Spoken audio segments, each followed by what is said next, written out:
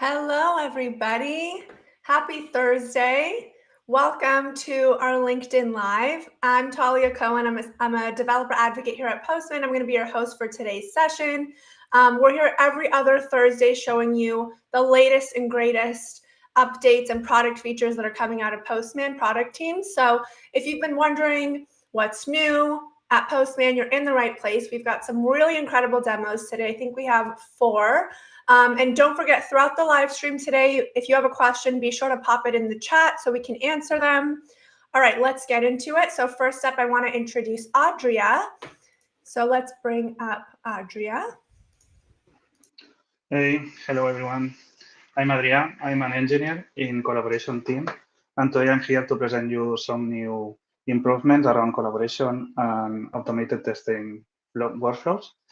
I'm gonna start with the little story. So here at Postman, we are actively using our products, and I cannot tell you how many times I had to take screenshots of a collection run to share it in Slack and start a conversation there with my teammates to understand what is failing, the reason behind it, and so on and so forth. Recently, we have launched a new improvement, so now we can directly share the collection runs in other environments, like for example Slack, but it was not enough, so we wanted to go a bit further. And today I'm here to present the integration of the comment system that we have in Postman in collection runs. So I'm gonna start sharing my screen.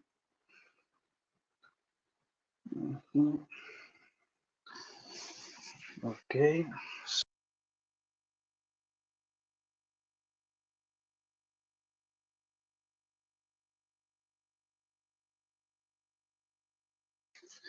Wait for the report. Okay, here I have the report.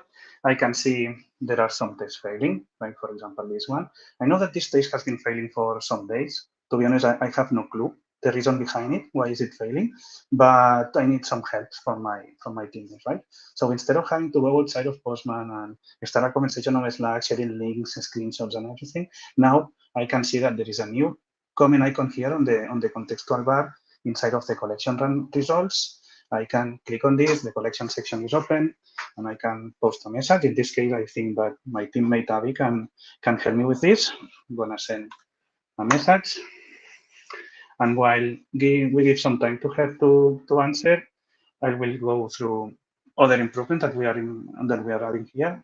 So coming back to the collection, I can see that in the comments icon that we have in our contextual bar, there is a number. This number is representing the number of unread comments that I have. When I open it, it is very easy for me to identify what are the unread comments. They are marked with a dot, so I know that these conversations has been created and I haven't seen them. Apart from that, I can see that in this section, that is the collection comment section, I'm not only seeing the comments made at the collection level, like this one, but also the comments made on the collection entities, sub-entities, like for example, this request or the collection run that I just created. From here, I can navigate to the collection run itself by clicking on that. I see my comment there. The context bar is open and everything. Coming back to the collection runs overview. So these are all the collection runs for the given collection. I can see there is a new column there. This column is telling me how many comments are on that collection. This is very useful for me because I can understand if there is activity or a conversation going on a collection run. In the moment that I click on it, I get redirected to here. I can see that I have a new comment on red. There is a new reply for my comment. Looks like Abby was able to debug the problem. There was an updated test and he was able to fix it. So perfect, that's amazing. I can now resolve this conversation. Coming back to the collection run table, I can see that now for that conversation, the comments are not, the comments column is not appearing. That's because there are no more open comments. We're only showing the comments that are open and the conversations that are active. And well, that's all from my side. Thank you so much. I think the next presenter is Brandon, so over to you.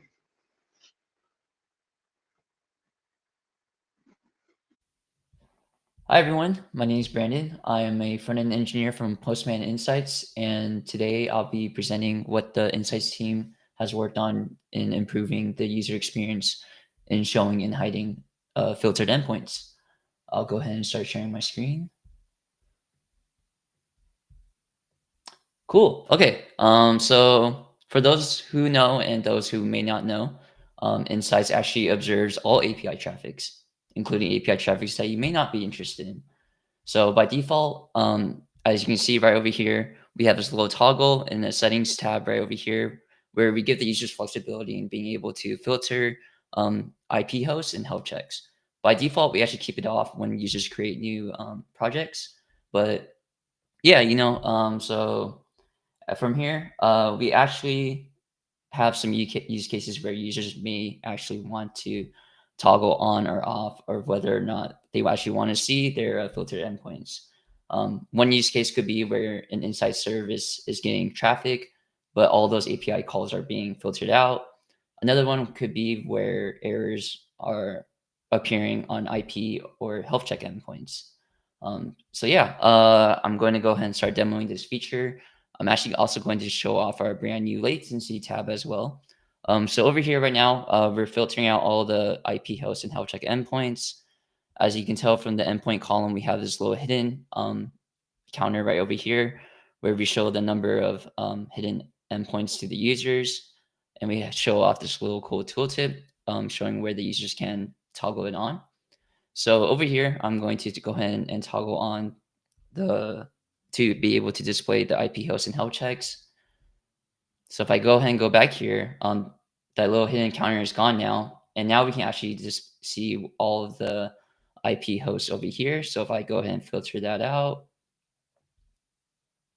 cool. So on the latency tab, now we're able to see all the health check endpoints over here. And we're also able to see all the total requests and latency that is going on over here. But yeah, this is currently live, and if you have any questions or whatnot, feel free to reach out and try out Postman Insights. And here on, I'll take it over to Divyanshu.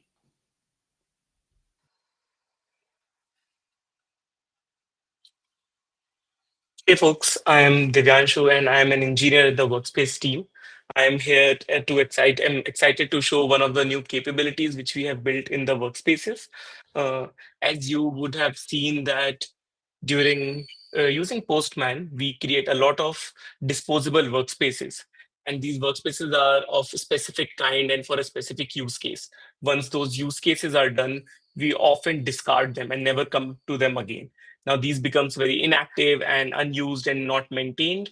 And when the other users come to consume our APIs, this becomes a very cluttered space.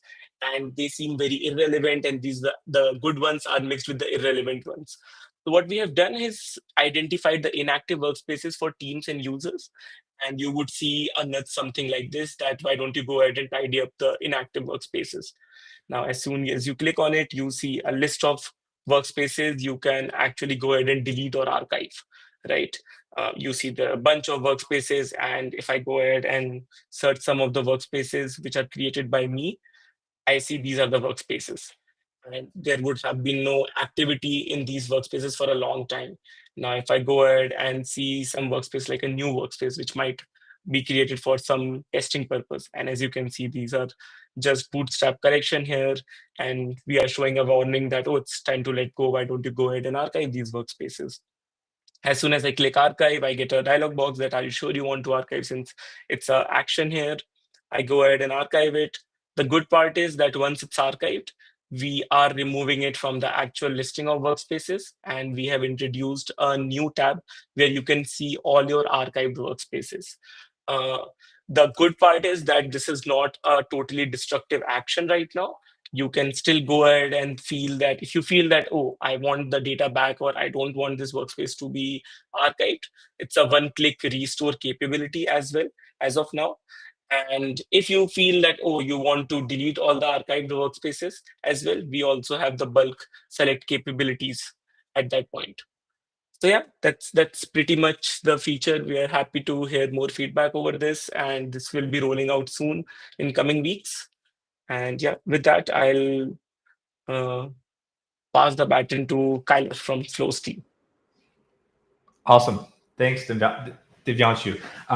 Yeah, hey folks, my name is Kyler. I'm an engineer here at Postman, been here for a few years, but I just recently joined the Flows team, and I have been working on enhancements to our analytics page, which shows all of the cloud executions for deployed flows. And we have now enhanced it even further to make sure that users get better insights into what's happening at the block level. I'm going to go ahead and share my screen here and show this off. Awesome. All right, sweet. So this is the analytics page. And before we jump in here, I want to provide a little more context. Hopefully everyone here has built a flow. If not, I encourage you to do so. Check out our Learning Center and please have fun with it. There's a ton of new features that we've added between new AI agent blocks and create with AI blocks. The world is your oysters when it comes to flows. So I have a couple flows here. Now, there are two different concepts within the app. One is what we call an action, which is, like I mentioned before, a deployable flow, which gets executed in our cloud. And the other is just a regular flow module, which you run through the canvas itself. Recently, we introduced this analytics page for any of the cloud executed flows. And it provided some very basic data. Much of what you see here has been here if you're familiar with this page. But when you would click into one of these, this was all you got. You really could only see what happened at a basic level. There was no block level details like you would see within the canvas itself. So I'm going to go to the canvas and show that first, and then I'll come back here and show the enhancements we've made to the analytics page itself. So I've got this fun little action here that creates a cat joke. We can run that, and if we look in the run logs, once it's complete, we can see, again, the UI is very similar, but we can actually click into each one of these and check out the input and outputs. We can also look at error details, etc. So the goal here for our Flows homepage, the analytics page, excuse me, was to basically mimic that and provide the same amount of granularity there so that users could better understand what's happening with their cloud executed flows. So I'll go into a couple of these. This is the exact same one I just showed before. So it's going to show this was one where everything was successful, but now I can actually click and expand and see, okay, what's the input and output for each of these blocks, and I can understand much better what's going on with each of my cloud executions. And you can see that we're obviously looking at a happy path here, so everything looks great. There's also, this is also really helpful for when we want to kind of debug and evaluate what's going on if these executions failed for whatever reason. So now if you have recently deployed an action and you ran it and ran into an error, you're not just seeing the HTTP response and that failure that's associated with it. You can now come to the analytics page and expand into, at a block level, I'm being a little cheeky here. This is not defined as not defined. It's just an evaluate block that I knew was going to break because I didn't actually define that variable.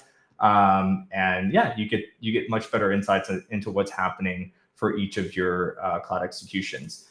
This is one more thing I want to mention real quick before I pass it back off to Talia, is flows can actually run successfully, but something can actually fail internally within one of the blocks, which may not actually throw an error. So this is a good example of that. I've named it, again, being cheeky, the not so happy path flow. And I can click in here and see what happened. And if I look at this evaluate block, I now see that, again, I manually added this string, but I can see unexpected value, but not a failure. This would look like a success from the cloud execution perspective, but would be very difficult to debug without going into the actual flow within the canvas and running it and trying to recreate that. Now you can go directly to the analytics page and toggle down into each one of your blocks within that flow, and you can see what's going on. So yeah, I think that's it. And I'm going to hand it back off to Talia.